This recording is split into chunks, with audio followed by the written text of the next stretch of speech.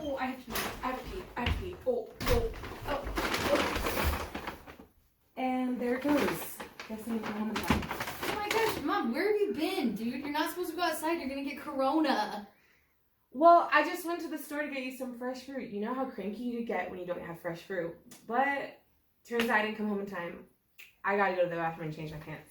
Yeah, but that's just a minor case of urinary incontinence. We both know that I'm at higher risk because I gave birth to you and your 10 siblings. Okay, well, doesn't help to lose some weight. We all know we're at high risk.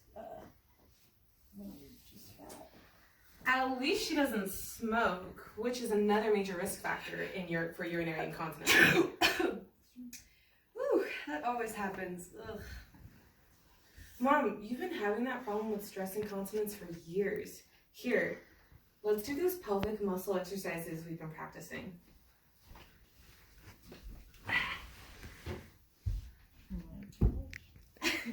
Every day I'm kegel. Oh my, wait.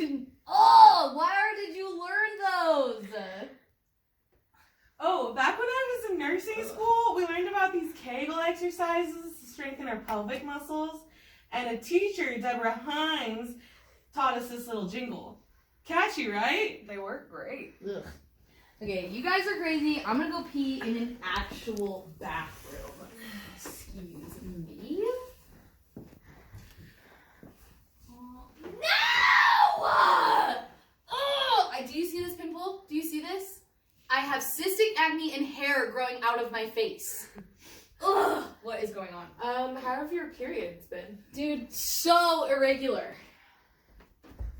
So you have cystic acne, you have male pattern hair growth, and irregular periods. It seems like you might have polycystic ovarian syndrome. What is that? Well, cysts will grow in your ovaries, and higher levels of testosterone, estrogen, and other hormones cause a hormone imbalance that can manifest with symptoms similar to what you're describing. Weight loss can help, but I also know of oral contraceptives have been known to help as well. So who needs to lose weight now? Okay, Grandma. Well, so if I have PCOS, will I just have acne for the rest of my life? It depends. PCOS is known to be a sign of infertility, and a lot of people who do have PCOS also end up having type 2 diabetes, non-alcoholic fatty liver disease, cardiovascular problems later in life because of hormone imbalances. Oh, looks like this is for me. Ooh. Anyway, I know the neighbor girl down the street had PCOS, but she took metformin and said it worked wonders. Popped out 5 kids right in a row as soon as she started taking the pills. Oh. Okay, yeah, I'm sure that's not how it works, Grandma, but it's good to know. Well, that was the doctor's office. I guess they just canceled my appointment to the OB. Oh my gosh, good for you. Now you don't have to have a doctor poking around all up in you-know-where. I mean, going to the OB may be uncomfortable, but it's extremely important because you have to go consistently in order to get screened for different issues, especially as I get older.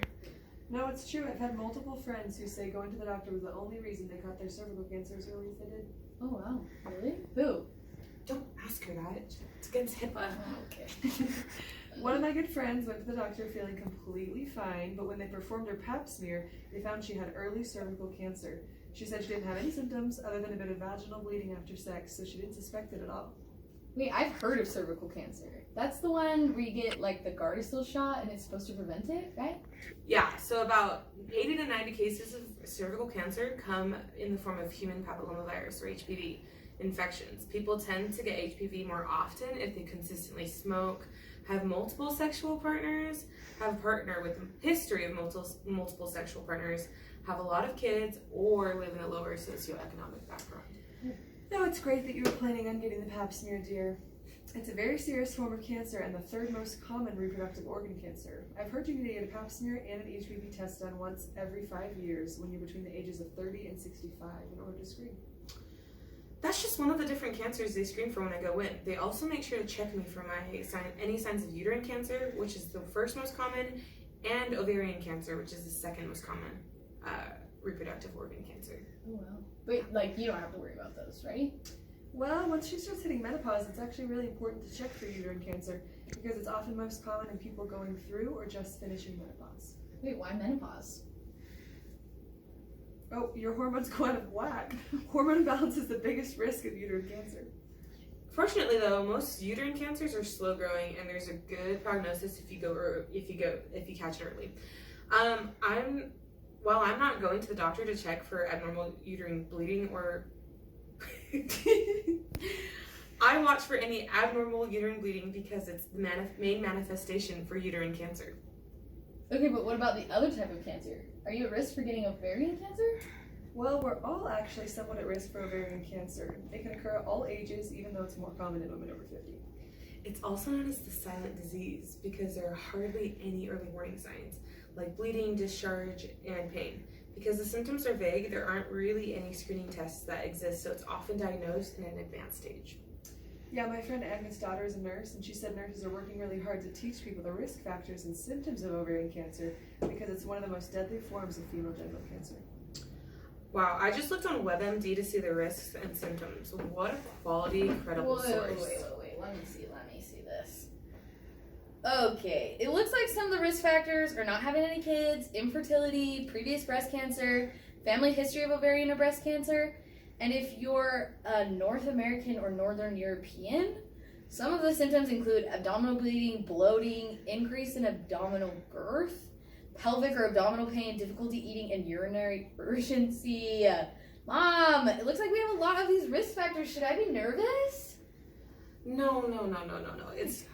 I think there's a big difference between awareness and fear. It's good to know if you have risk factors in order to take proper precautions and be safe, but I don't think you should live every day in fear. Yeah, kind of like the coronavirus that's going around. Ugh, gosh. Exactly. We should definitely be cautious and aware of our health and make sure to go to the right sources like me. Going to the doctor and doing research on different diseases. I think as long as we are aware and cautious, we can rest assured we have done what we can. Stay safe and practice social distancing, everybody.